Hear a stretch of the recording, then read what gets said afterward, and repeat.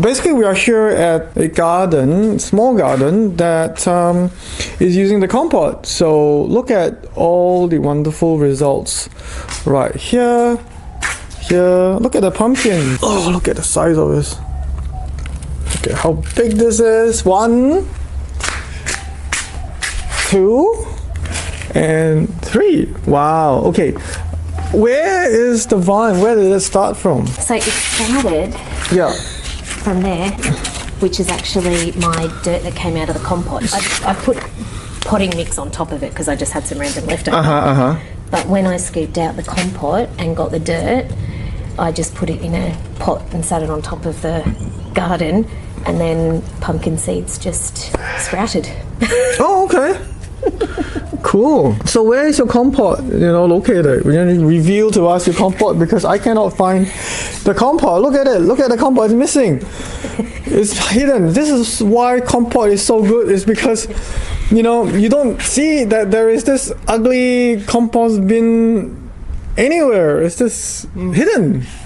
And it hid so well that I had to mark it with fake mushrooms. Oh, okay. As you can see, all the organic matter has broken down. Great. So this Compot feeds this tree. All of these plants. And all of these plants around. It feeds the pumpkin over there. Actually, I'm very... Oh, you pruned your lemon. Otherwise... Yeah. But you have had very big lemons of this? Huge. I've got a couple inside that I can show you. Yeah, that'd be great. Yeah. And you said you have another one? That's also excess dirt in there. Oh, but you haven't used to plant anything yet? No, because I use it to feed the worms underneath it. Ah, so does this mushroom below has a Compot, or? No, this one does. Oh, this one has another. No, let me unravel it. Yeah, go for it. Hello, Compot. There you go. Wow, look at the worm that's sitting on top. Look at the size of this worm. Woo! That's so cool. That's what Compot does. That's how amazing Compot is. It brings life into the garden, isn't it? Yeah. It's like it attracts life into the garden. So cool. And yeah, you see all this yucky stuff. Okay, the creatures break it down, and yeah, it naturally feeds the rest of your plants. Let's cover this fella back up. So you have your Compot spaced out. Yeah. Like, I would say this is a bit of more than a meter and a half kind of distribution. Yeah. What this Compot does is it feeds this The lime tree. lime. And look at the amount of flowers that it's blooming. I took 54 limes off it the last and that was probably the third flush of limes. 54 in one hit, and there was still probably about 6 to 10 still on it. Wow, okay. And now it's going again. It basically fruits all year round. I mean, citrus are heavy feeders, so the compots being underneath the citrus plants are really, really good. And then all I do is when it makes dirt, I just scoop it out into the little black pots on top, so that I've got either I can turn it into liquid compost, or I can just leave it there if I'm lazy, or whatever I feel like I want to do with it. Amazing. Cool. So how many do you have in total in your home actually? You said that just this two? So I've got the 2 compots buried, Okay. and I've used the strategies for the 3 on top. I do actually have another 2, but I haven't been able for a little while because that middle section there I had to regenerate because it was so hard that I couldn't actually dig down. Oh. So this is my remedy to try and get it to a point where I can actually dig another Compot in there. Really? This is so hard. It was. Yeah, it's getting better now. But to plant some of these plants, especially the ones that I did before then, was really hard. And I could only plant like shallow rooted stuff. And then when they died off, I sort of mulched them down to try and improve the soil conditions so that I wasn't trying to dig through cement. A plant suggestion? Comfrey. Yeah, but doesn't it take over in a garden? You just yank it out. Okay, cool. And then shove the leaf into a bucket of water.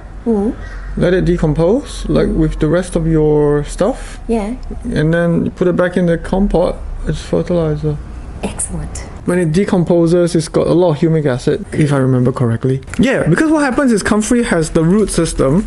Okay, if you put it in there, it will actually break down the clay soil. Actually, in permaculture, they use comfrey a lot to break soil structure, make it more friable, and of course, comfrey, the leaf is just fertilizer. Great. That'll be the next plant. Yes. I think I can see that, you can put comfrey, here, and to me there's so much potential here. You got lots of room to do a lot more planting. This is me staging out the growth, because when you saw the before pictures, Yep. it was like not even the weeds would grow. It was that bad. All I had was the 2 citrus trees, and they were in really poor condition. But with these now, the only extra supplement I need to give them is some Epsom salts for some magnesium. And other than that, that's all I do to them. You're going to introduce to us the produce and what you can get, what you got, so far. This is one of my really big pumpkins. That's just been harvested probably about a couple of weeks ago. On a whip? Yeah, let's do that. That'll be fun. That'll be cool. The biggest one I've had so far has been 3.8 kilos. You think this will be even more? That's a good question. I don't know. Okay, let's see whether this pumpkin is going to beat, the last one. Let's go. We have a record. Let's go. Woohoo! Yes! Wow. 416 grams. That's 4 kilos. Congratulations. And That's this is so cool. all fed on Compot. Oh, yes. Garbage, waste. Yes. And that will be so orange inside. Like, super orange. What about your lemons? Let me show us your lemons. So, these are my lemons. They're like the size of my hand. They're really huge. So compared to before, do you have any like those that you didn't? Was it all something like this, or was this something else? So they're limes, but because I haven't eaten them straight off the tree, they've changed colour to yellow. They're still fine. You can still feel that they're firm. Yeah. So they're still good. They just don't look pretty and green. So before you had the Compot installed, were you just getting fruit this size? Yes.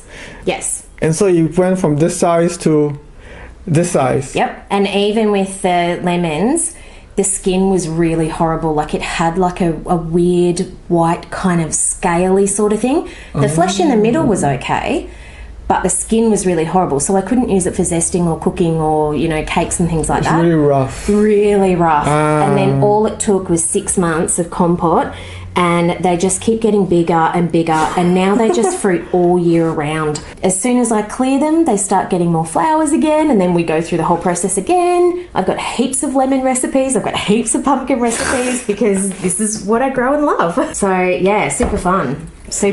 Awesome. So this is how you soak your scraps. Yes, and I do prefer to ferment them rather than just use them dry, only because I find it doesn't smell as bad when I ferment them, and when I ferment them I can put anything in them. So I put meat, I put dairy, yogurt, anything that I would consume myself goes in these babies. So that's one. Good. Mine's like that too. Look at all the bubbling. Yes. So it shows that it's fermenting. Yeah, all the bubbling underneath the skin there. Cool. Nice. And then this one's actually been sitting here for a bit longer, so it's probably got some mold in it too. No, it's great. Actually, this is how you want your compost to be. Okay, when you put it into your compost, so that it actually breaks down just like that. Absolutely. And what I've found too is that when I do it this way with the fermenting process, I actually find that I attract far more soldier flies than I do normal flies.